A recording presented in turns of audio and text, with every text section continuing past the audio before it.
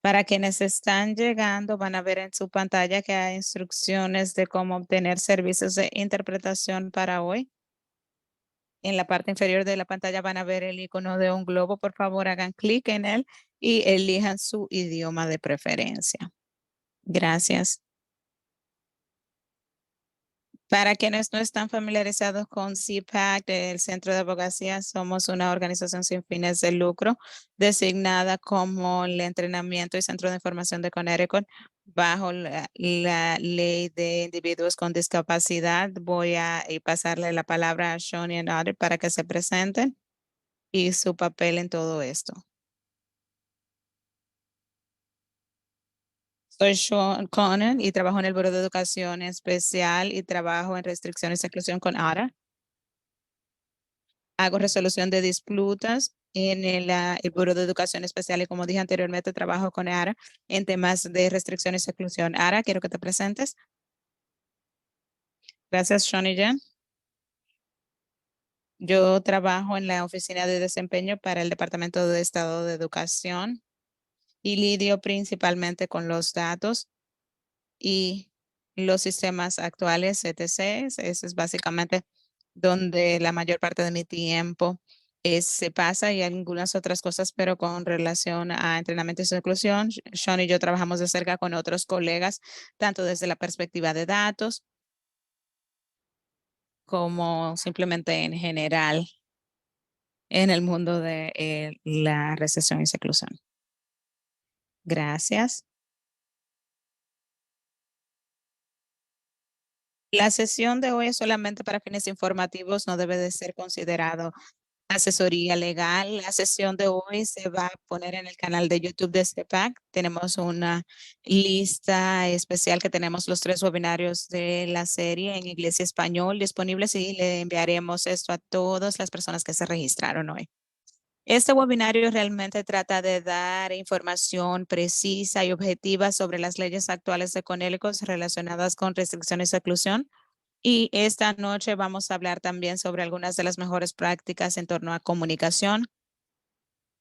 Como esto es un foro público y estamos grabándolo, realmente no es un lugar para hablar de casos individuales, pero si necesitan asistencia individual, CEPAC está disponible y pueden comunicarse con nosotros en cepacinc.org o llamar al 860-739-3089 para hablar con un asesor de padres capacitado.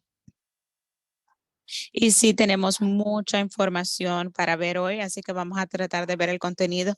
Primero, si tenemos tiempo adicional, al final trabajaremos las preguntas en el chat.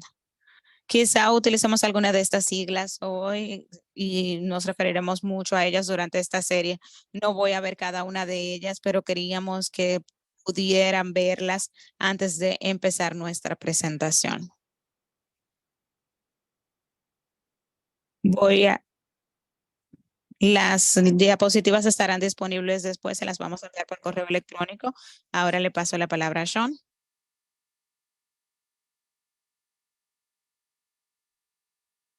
Lo primero de lo que vamos a hablar son los requerimientos de documentación para restricción y el aislamiento. Los informes de incidente incluyen elementos como, y esto no es una lista exhaustiva de ninguna manera, la naturaleza de la emergencia, porque en cuanto a restricción y aislamiento, un niño solamente puede ser restringido y aislado si es una situación de emergencia. Intentos de desescalación, una descripción detallada de la naturaleza de la restricción o aislamiento y la duración del incidente.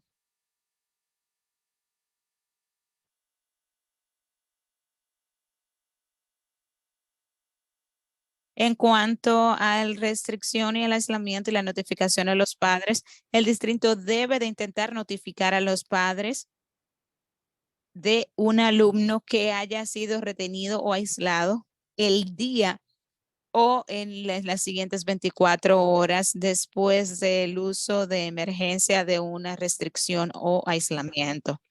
El contacto debe de hacerse por teléfono, correo electrónico u otro método de comunicación que puede incluir el envío de una nota a casa con el niño y enviar luego una copia del informe del incidente a los padres debe de enviarse a más tardar 2 días laborables después del incidente.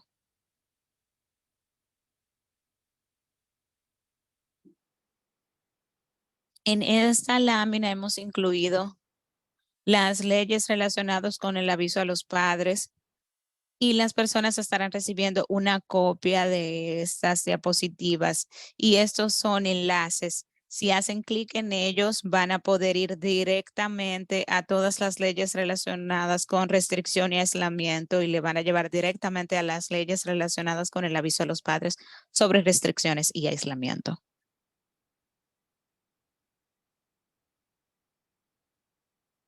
Otros requisitos relacionados con el uso de restricción y aislamiento, tanto para educación en general y estudiantes de educación especial, cada consejo de educación local o regional y cada institución o centro que opere bajo contrato con un consejo de educación local o regional debe de registrar cada caso de uso de restricción física o aislamiento de un alumno y especificar la naturaleza de la emergencia que hizo necesario el uso de dicha restricción física o aislamiento. Así que debe de estar claro cuál fue la emergencia que necesitó el uso de restricción física o aislamiento. Debe de haber una razón por la que ocurrió y cuál fue la emergencia que llevó a esa necesidad. Creo que ahora Ada va a hablar acerca de los formularios. Como Sean mencionó, una vez que ha ocurrido un incidente, no solamente se le envía la notificación a los padres, puede ser inicialmente con una llamada telefónica o correo electrónico o una nota que se mande a la casa, pero la documentación, ya sea para un informe de restricción, todo esto se incluye en un informe. Ese informe actualmente está disponible una vez se ha completado en el sistema CTSETS. Y esto es solamente un ejemplo de un estudiante que tenemos en el centro de entrenamiento que utilizamos. K-PAR no es un estudiante real, simplemente para que entiendan. Y esta es la porción superior del informe. Aquí es donde van a ver el nombre del estudiante, un número de identificación estatal, código del incidente, que es simplemente para fines de sistema, cuál fue la ubicación del incidente, o sea, dónde pasó, si ocurrió en la escuela o en algún otro lugar, y después van a ver informaciones adicionales, la fecha del incidente, cuándo se introdujo, la hora de inicio y término. Alguna de estas cosas ya Sean las mencionó, es un mínimo de los requerimientos en base a la ley. Así que también van a ver en el informe quién ha administrado esa restricción, quién estuvo involucrado y quién desde la perspectiva de personal, quiénes fueron testigos y monitorearon la restricción. Y en cuanto a aislamiento, vamos a ver eso. ¿Cuáles fueron las circunstancias de la restricción? ¿Qué tipo de restricción? Y también relacionado con la lesión del incidente, si hubo alguna lesión. Así que todo esto lo van a ver en la porción superior del informe. Si puedo interrumpir aquí un segundo. Una de las cosas que sí monitoreamos en nuestros informes es que se certifique el personal para administrar una restricción o aislamiento. Tenemos una casilla de selección de si el personal está o no certificado y eso es algo que monitoreamos relacionados con las restricciones y aislamientos. No es necesariamente que algo que van a ver en el informe, en el PDF físico o si está impreso en este documento impreso, pero sí es algo que cuando el personal está introduciendo esta información, sí pide esa indicación, quien sea que haya administrado la restricción o el aislamiento estaba certificado para poder realizarlo. Gracias, Sean. Laura. La próxima porción del informe detalla más lo que precipitó el incidente, cuál era la actividad o el comportamiento del estudiante y En el sistema, esto es simplemente una casilla de texto. Ahí es donde algunos de los detalles están incluidos de por qué esto resultó en esa restricción o reclusión de emergencia. Y la próxima cosa que pregunta es la respuesta o actividad del personal a lo que estaba pasando con ese alumno. Y algunas de las otras preguntas de las que habla es si el estudiante demostró algún estrés físico. Algunas de estas cosas son simplemente casillas a seleccionar en el informe y otras son casillas de textos para dar información adicional. Y también cómo terminó el incidente.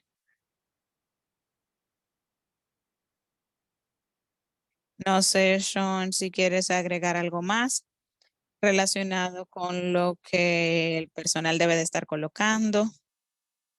Sí, una de las cosas que queremos ver las cosas como los métodos de desescalación, si hubo un VIP o algún tipo de evaluación de comportamiento, cómo eso se incorporó a algunas de las métodos de desescalación que se estaba utilizando previamente antes de que entrara a una restricción o aislamiento. Queremos asegurarnos ver cómo realmente era una emergencia, cómo llegó al punto de emergencia. Siempre queremos asegurarnos que la restricción y aislamiento solamente se utiliza en caso de una emergencia. Eso es lo que queremos asegurarnos.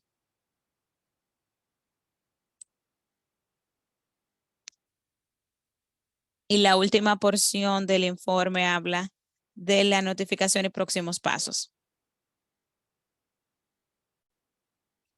En la porción superior van a ver cómo se notificó a los padres, cuál fue la notificación original, como dije, la llamada y la entrega del informe del incidente. Y una de las piezas más grandes que creo que es sumamente importante, especialmente los padres que están leyendo estos informes, va a ser la escuela tomó las siguientes acciones. Entonces, ¿cuáles son estos próximos pasos? ¿Qué está pasando después de esta restricción? Si va a haber una reunión de padres y maestros, si hay alguna reunión de personal posterior, si se necesita capacitación adicional, lo que fuese. Aquí es donde estaría esa información en esta última porción, la última pregunta aquí, las acciones o próximos pasos. Hemos seleccionado algunos ejemplos de las casillas de verificación que actualmente están disponibles en el informe. No sé, Sean y Jen, si querían agregar algo más, porque yo sé que originalmente habíamos hablado. Jen, yo sé que desde la perspectiva de padres o sepa. Sí, yo creo que cuando llegue a mis láminas, así no soy redundante en lo que voy a decir. Similar a la restricción, esto es el aislamiento. Muy similar, es prácticamente el mismo formato. Esta es la parte superior, van a encontrar la misma información en cuanto a los estudiantes y la información demográfica, nombre y después la fecha del incidente, cuando se completó el informe, la fecha de inicio y fin del aislamiento, el personal que lo administró, el aislamiento, las circunstancias del aislamiento y posteriormente el incidente.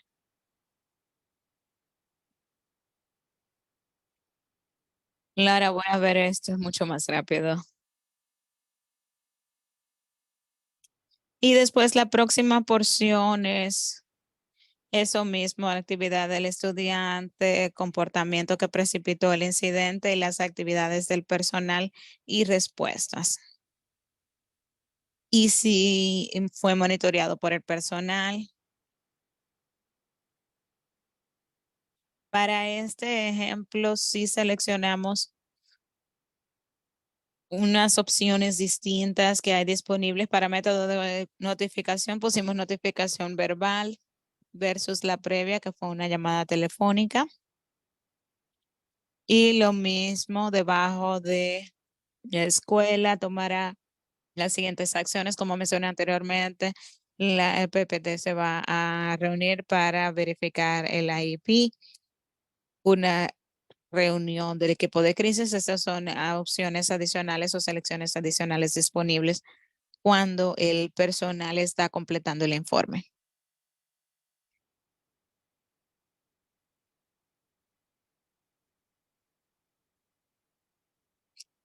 Ahora estamos hablando del informe de lesiones.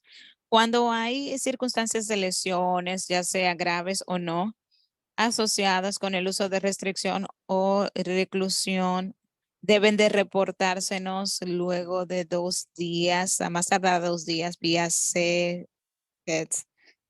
Previo a CTSETS, solíamos tener un sistema de informes para someter los datos. Solían haber informes en papel, pero dejamos de utilizar eso desde julio del 2019, así que ya no aceptamos informes en papel para las lesiones dentro del Buró de Educación Especial. Entonces ya eso no es requerido desde el 2019. El personal de CSD, específicamente yo, revisamos todos los informes de lesiones graves. Cada vez que se nos reporta una lesión grave, vamos a revisar los detalles de esa lesión grave. Y si sí ocurrió una lesión grave, de acuerdo al estatuto, ese informe de lesión grave se le informa al Derecho de Discapacidad en Connecticut y a la Oficina de Abogacía para el Niño. Las lesiones graves son unas lesiones que requieren atención médica más allá de la que se incluiría en la categoría de primeros auxilios rutinarios.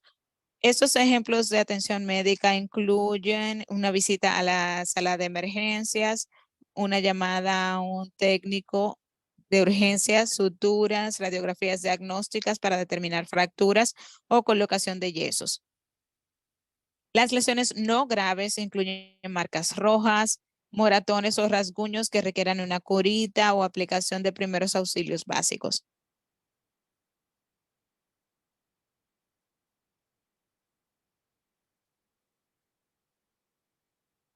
Así que la porción del informe, el informe en sí, sí tiene los detalles de la lesión. En estos casos en los que sí hay una lesión grave, estos son algunos de los ejemplos que pudieran ver en esa porción del informe. Mientras el personal está completando el informe, si hay una lesión grave, hay campos adicionales a completar. Estos son esos campos. Si hay una marca roja, moretón, mordida, ahí va a pedir información adicional de esos primeros auxilios primarios, la ubicación en el cuerpo del alumno, la ubicación en la escuela en la que el estudiante se lesionó, si fue en el salón de clases, en el pasillo o qué sé yo, en el patio, donde fuera, en cualquier otra ubicación. Laura. Entonces, la porción de detalles de la lesión, del incidente, bastante de esto son casillas de selección. Esto es después de que se hizo mucha investigación y análisis en años anteriores, los informes, los informes de años anteriores y se resumió a los que realmente se utilizaron en quizás 5 o 6 años. Parece que Sean y Diana trabajaron en eso. Y también cuando se llena esto, hay porciones de este informe que van a tener casillas de texto para esa información adicional. Así que la descripción del comportamiento de autolesión o eventos que resultaron en una lesión, sí tienen una casilla que pueden ir y dar esa información adicional. Y una de las otras porciones que van a hacer preguntas sobre la agencia que hace el informe o la escuela investigando el incidente, si hay algo más que requiera investigación y cuál es el estatus de esta investigación.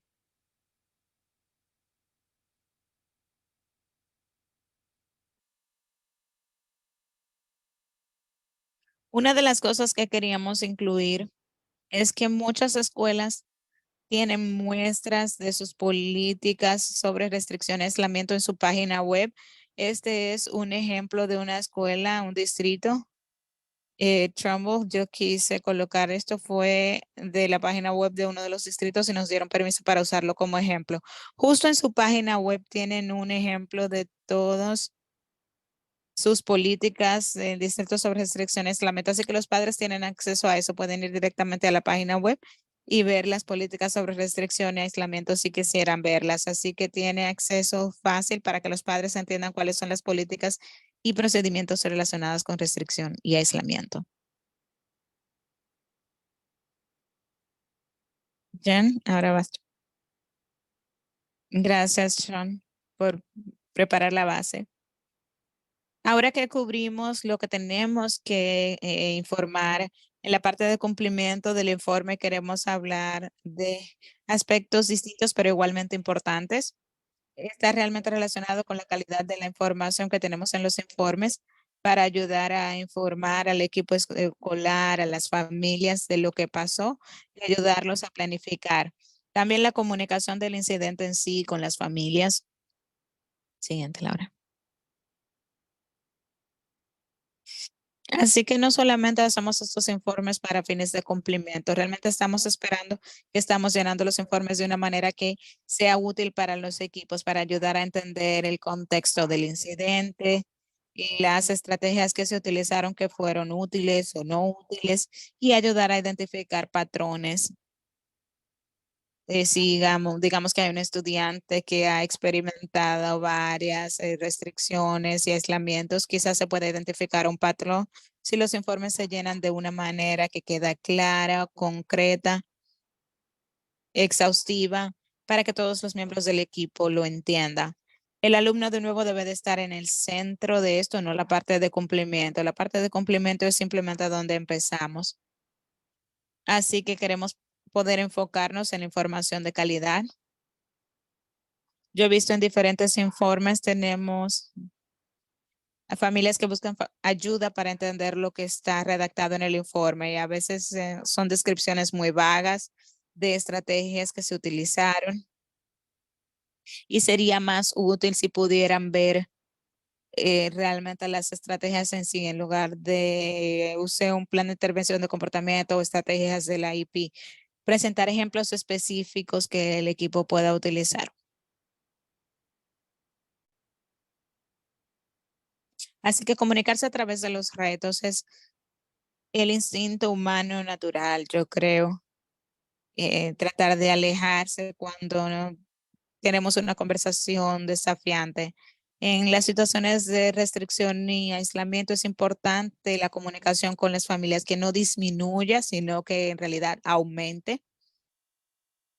Esta lámina vino de nuevo de muchas de las experiencias de nuestras familias que expresaron que de repente la comunicación había disminuido de manera significativa y no sentían que entendían lo que estaba pasando o quizá estaban solicitando datos o información específica y los maestros quizá no conocían la respuesta, así que esperaron para compartir la información con ellos y eso causó mucha ansiedad y estrés para ellos. De nuevo, vimos cuáles son los requisitos legales para informar a las familias dentro de las 24 horas al mismo día. Teléfono, correo electrónico, una nota para la casa en la mochila del alumno. Pero también queríamos que consideraran algunas consideraciones adicionales.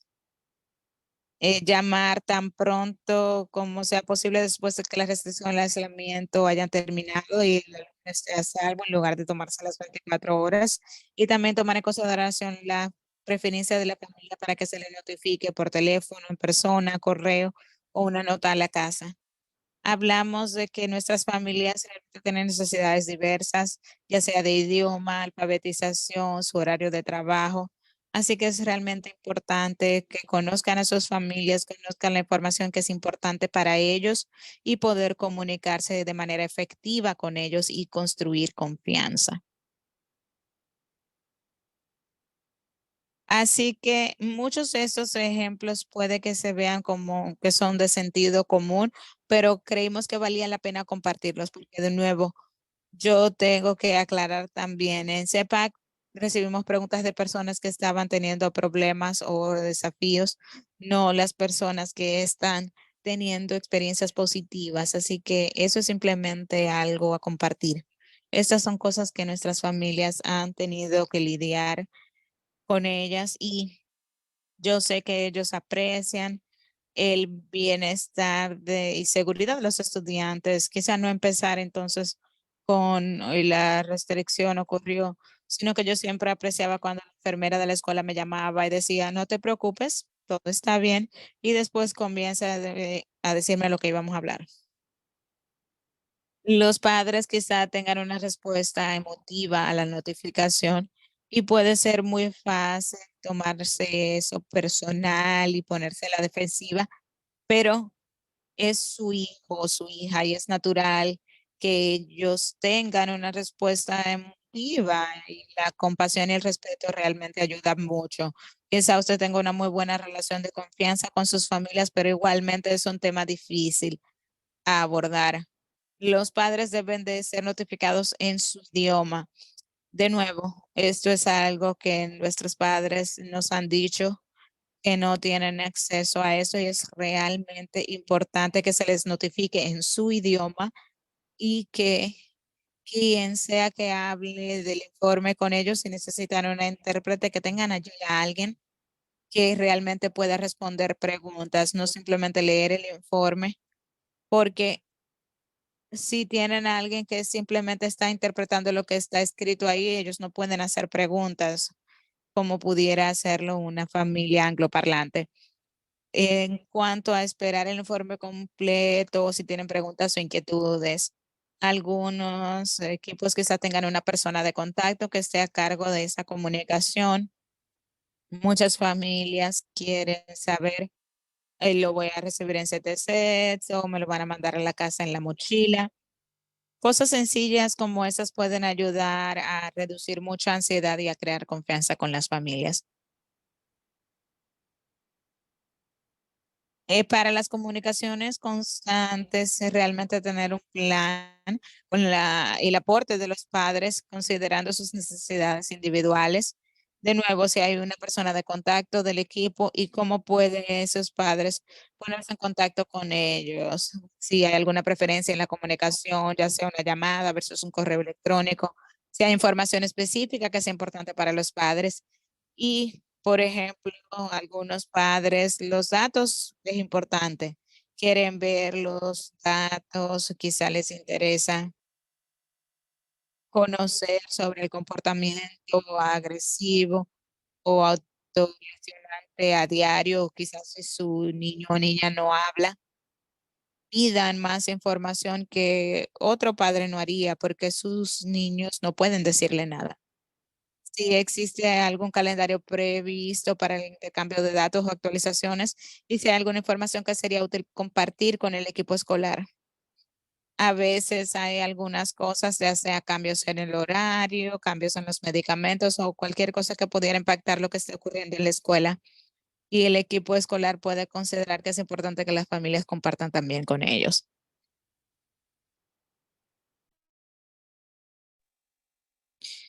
Vamos a tener unos minutos para preguntas, pero yo sí quería que soliciten para la sesión del próximo miércoles. Tendremos una analista de el distrito escolar hablando sobre la aplicación de los resultados de la evaluación conductual funcional a la prevención basada en funciones. Vamos a cubrir requisitos de documentación y comunicación y después queremos hablar de utilizar esta información para ayudarnos a planificar para los estudiantes y ayudar a prevenir las restricciones y aislamientos.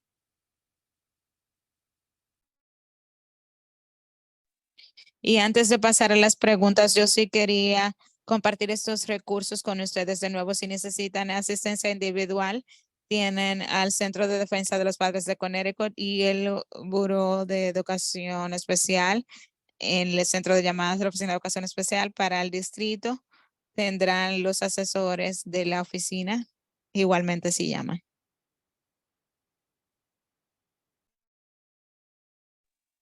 Yubi, estabas guardando las preguntas del chat.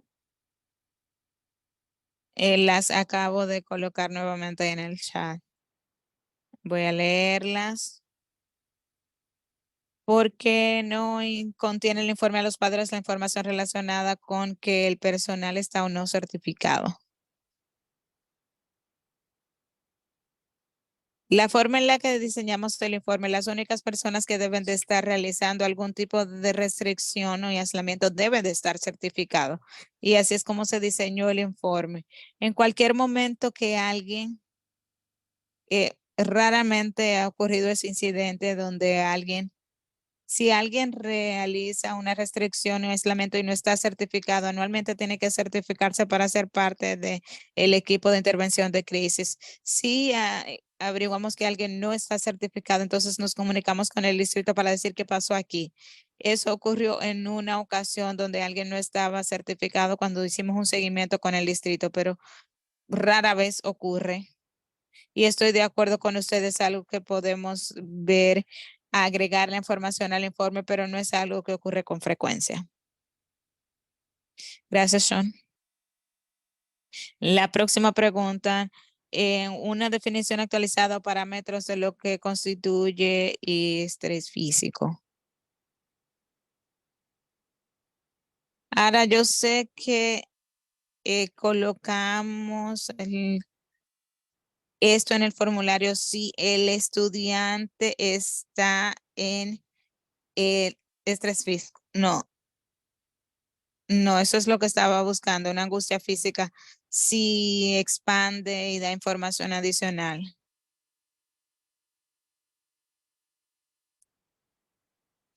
de lo que constituiría un peligro físico. Voy a compartir eso.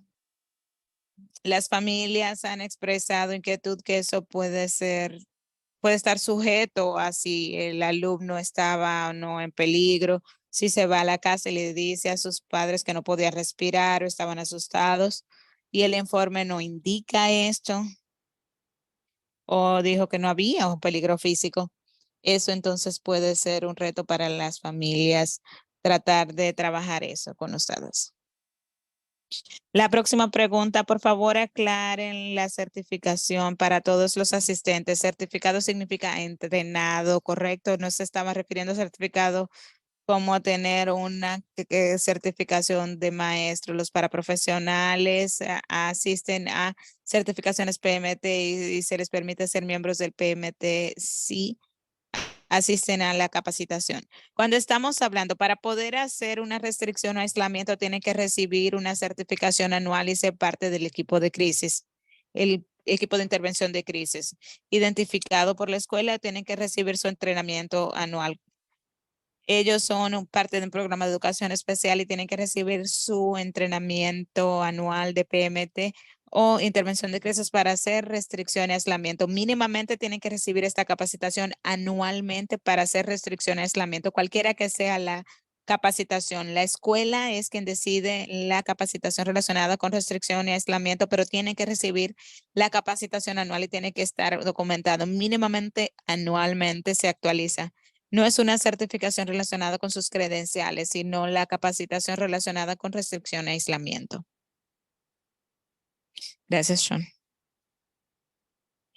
La siguiente pregunta, ¿cuáles son las reglas o guías relacionadas con lesiones que surgen después del incidente? Por ejemplo, el estudiante necesita atención médica después de que se va a la casa, ya sea el mismo día o en un día subsecuente. Esa es una difícil. Eso potencialmente, si se documentó que el estudiante fue lesionado durante el día escolar y requiere atención médica, eso calificaría como una lesión grave y debe de documentarse como tal. Si el estudiante fue restringido o aislado, pero no fue considerado una lesión grave, no vieron ningún tipo de lesión durante la restricción o aislamiento y simplemente se documentó como una restricción y aislamiento normal o típico, y el estudiante tiene problemas médicos seguido de eso, post, y terminaron buscando atención médica. Deben de darle seguimiento a la escuela y dejarle saber, miren, mi alumno tuvo problemas y estuvo relacionado con la restricción y el aislamiento, y ver cómo la escuela se relaciona con eso. El padre debe de dejarle saber al personal que esto ocurrió y debe de haber alguna reunión relacionada con esto. No estoy seguro cómo el personal respondería a eso, porque de nuevo, los padres tendrían y la escuela tendrían que llegar a un acuerdo que ocurrió durante el horario escolar. Así que habría un intercambio, pudieran llegar a un acuerdo o no, los padres pueden solicitarnos realizar una investigación si no hay un acuerdo para que hagamos una investigación de una queja relacionada con la restricción y aislamiento. Esto es una aclaración. Toma, esta fue tu pregunta. ¿Tú quisiste decir con relación a cómo se documenta que algo fue una lesión grave después del hecho? O sea, que completaste el informe, se finalizó en el sistema, porque Sean lo vio desde otra perspectiva. Yo estoy pensando de cómo se documenta en el sistema. Ahora que sí es una lesión grave, que esa no era una lesión, no se pensó que era una lesión grave antes y ahora sí porque hay asistencia médica adicional necesaria, etcétera, etcétera. Así que no sé si era esa la pregunta o si era simplemente desde la perspectiva. ¿Quiere que responda así, por favor? No, gracias por eso. Es un poquito de las dos en realidad. Y Sean mencionó algo de eso y tú también. Creo que es una combinación porque hemos escuchado de padres. Más adelante tuvimos que llevarlo al doctor, más adelante pasó esto. Y después está como en ese limbo y ellos no saben y realmente no se incluyó en el informe. Entonces los padres están a veces quizá inconscientes de esta obligación porque no tienen mucha información en un aspecto, pero sí, esas son preguntas que recibimos. Mire, esto pasó, tuvimos que ir después no sé cuál fue el seguimiento, entonces me daba curiosidad cuál era la guía del Departamento de Estado o de cualquier proceso involucrado y a las personas que están haciéndolo, cómo manejar eso. De nuevo, aprecio el comentario de Sean de las reuniones. No sé si eso hay lineamientos que lo establezcan o no. Esa era más o menos una de las cosas que yo diría. Definitivamente, mientras más comunicación con el distrito, donde sea que esté ubicado el alumno, mejor. Si hay un seguimiento de intervenciones médicas, si está relacionado con una restricción o aislamiento, más comunicación se tiene con la escuela o el distrito, pues mejor. Especialmente si está relacionado con una restricción de aislamiento. Quieren tener ese intercambio porque el estudiante resultó lesionado. Entonces, ¿cómo puede prevenirse? No se documentó, ocurrió durante algún tipo de intervención. Así que, ¿qué podemos hacer para hacerlo mejor en el futuro? Y esto ocurrió. Así que, ¿qué podemos hacer para asegurarnos que se documente y que no vuelva a pasar? Entonces, desde la perspectiva de documentación, en el sistema, ahí está la capacidad de modificar el informe original y crea ese punto uno. Si lo vieron en esa primera lámina en la parte de arriba, en la porción superior, el nombre del estudiante da código de incidente. Cuando se modifica, es punto uno. Si se vuelve a modificar, punto dos, etcétera, etcétera. Eso muestra que se modificó del original en caso de que hubiera algún error con el original o el padre volvió y dijo, no, yo llevé a mi hijo al doctor, esta es la nota, esto está todo, es de donde se precipitó de lo que pasó ayer en la escuela, etcétera, etcétera. Así es como se documenta esa porción. Si hay una lesión grave, entonces se notifica a Sean. Correcto. Vamos a enviar al distrito, veremos si está funcionando, qué funcionó, qué no funcionó y cosas de ese estilo. Hay otra pregunta, lo voy a parafrasear para que no sea tan específico, pero una pregunta sobre si cree que su hijo o se colocó en una reclusión, no había peligro inminente, ¿cuáles son los pasos que deben tomar? Perdón. Si un padre cree que su hijo de manera errónea se colocó en restricciones de aislamiento y no había un peligro inminente, una situación de emergencia, ¿qué derecho tienen como padres? ¿Cuáles pueden ser los próximos pasos a tomar? Una de las cosas que sí tenemos con restricción y aislamiento, porque es un estatuto estatal, los padres siempre tienen el derecho a presentar una querella estatal y realizaríamos una investigación relacionada con restricción y aislamiento. Así que eso es algo que haríamos aquí en el estado.